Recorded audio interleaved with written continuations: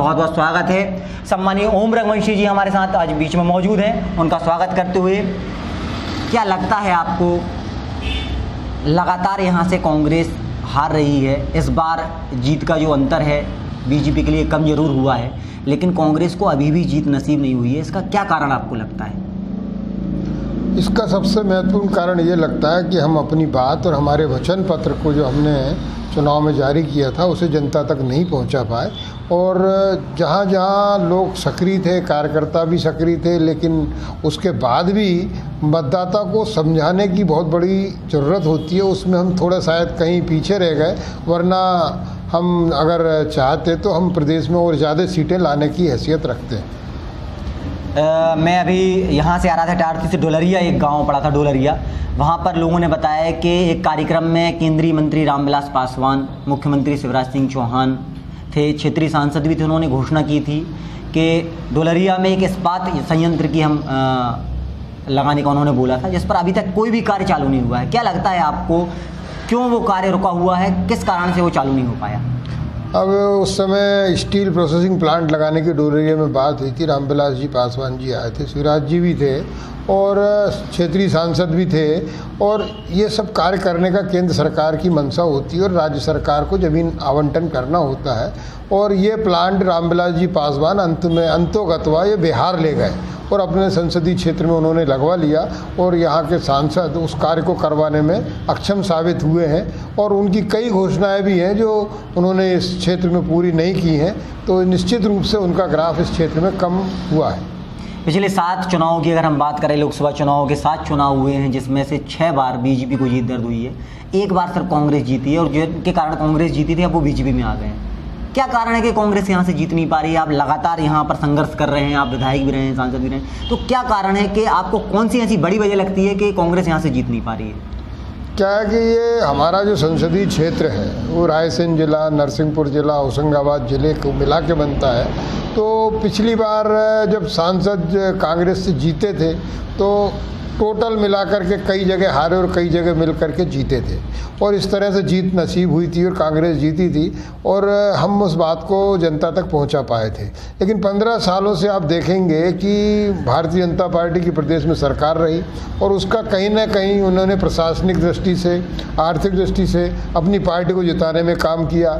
और अंतोगत्वा आखिरी जो चुनाव हुआ था उसमें भारतीय जनता पार्टी की अपन समझ लें कि नरेंद्र मोदी जी की कुछ हवा थी, इस कारण भी सांसद जीते हैं पूरे देश में और प्रदेश में। लेकिन अब आज की तारीख में भारतीय जनता पार्टी की हवा निकली हुई है। सिवनी मालवा में विधायक बीजेपी के हैं, नगर पालिका के अध्यक्ष बीजेपी के हैं, सांसद तो बीजेपी के हैं ही, लगता है आपको जो विकास होना चाहिए था हुआ है?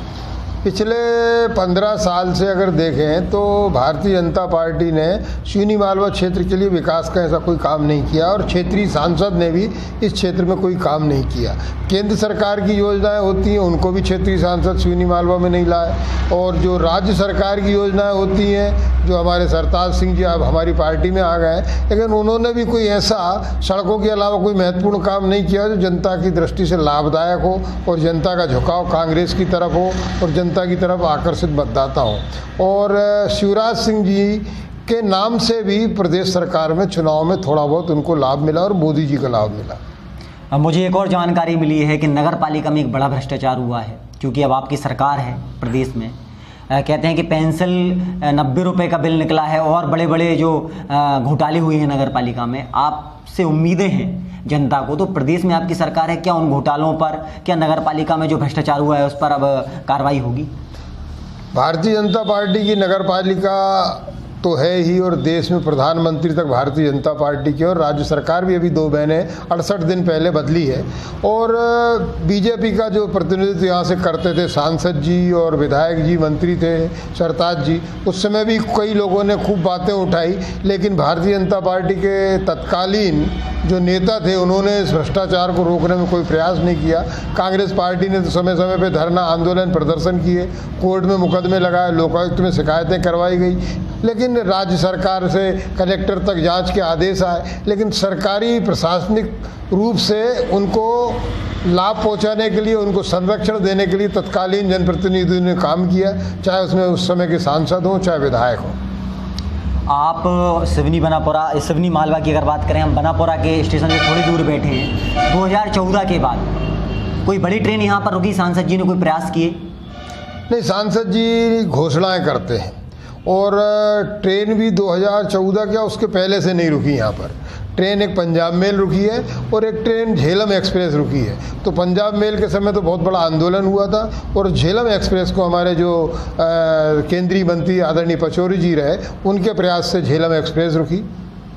आगामी लोकसभा चुनाव की अगर बात करें तो कुछ लोगों में ये भी चर्चा है, आपका नाम भी आता है, तो आप इसको कैसे लेते हैं? आपका कहीं कोई विचार है लोकसभा चुनाव को लेकर? नहीं, मेरा ऐसा कोई विचार नहीं है और इस बारे में हमारे प्रदेश के मुख्यमंत्री जी और प्रदेश कांग्रेस के अध्यक्ष जी ने एक पूरे संसदीय क्षेत्र की मीटिंग बुलाई थी। उस मीटिंग में सबसे चर्चाएं की गई और उन्होंने कहा है कि मेरे द्वारा सर्वे कराया जा रहा है और जो सर्वे में और सब में अनुकूल परिस्थिति जन लगेगा और जो बीजेपी को शिकस्त दे सके, हार दिला सके, ऐसा एक उम्मीदवार हमको सबको छांट करके लाना और सबको मिल करके कांग्रेस को जिताना है। कौन हो सकता है आपकी नज़र में वो उम्मीदवार जो कांग्रेस से हो और बीजेपी को पटकने दे सके? कांग्रेस के उम्मीदवार पूरा संसदीय क्षेत्र है, क्योंकि जो भी एक प्रतिनिधित्व करेगा उन सब उसके लिए हम सब मिलकर के काम करेंगे और हम सब ये चाहेंगे कि इस बार हमारी कांग्रेस पार्टी का प्रतिनिधित्व यहाँ से कांग्रेस पार्टी करे और राहुल जी के हाथ मजबूत हो। आप पूर्व विधायक रह चुके हैं और आपने लगातार कांग्रेस के लिए संघर्ष किया है और आप एक कद्दावर नेता भी कहे जाते हैं इस विधानसभा क्षेत्र के। कांग्रेस की सरकार है, इस बार आप हमारे दर्शकों के माध्यम से यहाँ की जनता को कमलनाथ जी से कौन सी बड़ी सौगात के लिए आप बहुत जल्द उनके सामने जाने वाले हैं और क्या लाएंगे आप सिवनी मालवा के लिए? ये अभी कहना तो जल्दबाजी होगी। अभी सरकार को बने 68 दिन हुए हैं, 15 साल में यहाँ कोई विकास नहीं हुआ।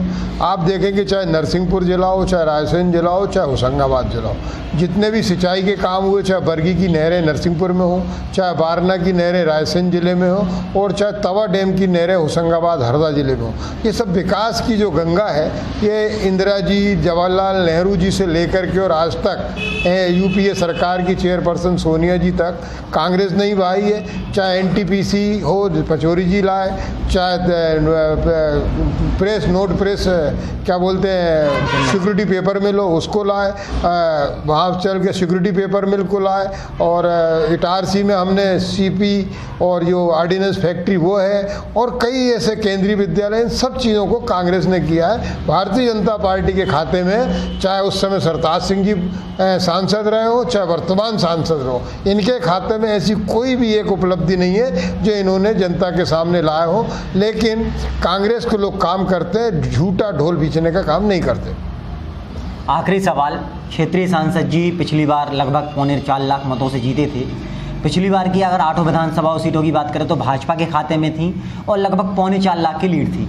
इस बार 8 में से 5 सीट बीजेपी के खाते में है, 3 कांग्रेस के खाते में है, वो लीड 39,000 आ गई है। लगता है आपको इस बार कांग्रेस के पक्ष में मतदान करेंगे लोग?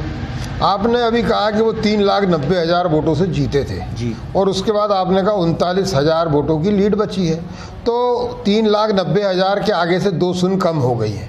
अब हम ये 39,000 की लीड है, इसको प्लस 93,000 से कांग्रेस जीतेगी। लेकिन मोदी जी का तो जो लहरा है, हम होशंगाबाद घूमे, इटारसी घूमे, मोदी जी की लोकप्रियता लगातार बढ़ती जा रही है, क्या कहेंगे इस पर? मोदी जी की लोकप्रियता media, electronic media, print media ये एक बनाने का काम कर रहा है। लेकिन सबसे महत्वपूर्ण बात यह है, मोदी जी की एक सभा तो होशंगाबाद जिले के इटारसी में होने वाली थी, सभा एंड टाइम पे कैंसिल कर दी गई क्योंकि यहाँ से मैसेज गया कि यहाँ पर जनता ज़्यादा इकट्ठी नहीं हो पा रही। ऐसी ही सभा सुहागपुर में थी, वो क्या बोलते हैं नरसिंहपुर ज़िले में भी होने वाली थी। तो उनके द्वारा ये सभा नहीं करने का मकसद ये था कि जनता यहाँ पर इकट्ठी नहीं हो रही थी और पब्लिक के इकट्ठे नहीं होने के कारण मोदी जी की सभाएँ निरस्त हुई। बाकी जगह की सभाएँ उनकी निरंतर जारी हैं, निरंतर उसी दिन से जारी है। उस दिन भी वो झांसी आए थे, बाकी जगह भी गए थे और आज कल भी वो धार में थे।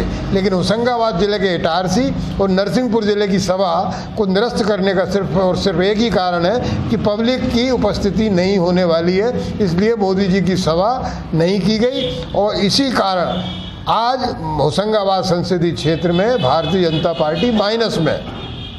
तो ये थे कांग्रेस के कद्दावर नेता, पूर्व विधायक, सांसद, पूर्व में रहे, सिवनी मालवा से इस बार कांग्रेस के लिए लड़े थे, ओम रघुवंशी जी, जिन्होंने अपना हमें कीमती वक्त दिया। कैमरामैन पर्सन सोनू के साथ मैं अमन खान, बहुत बहुत धन्यवाद।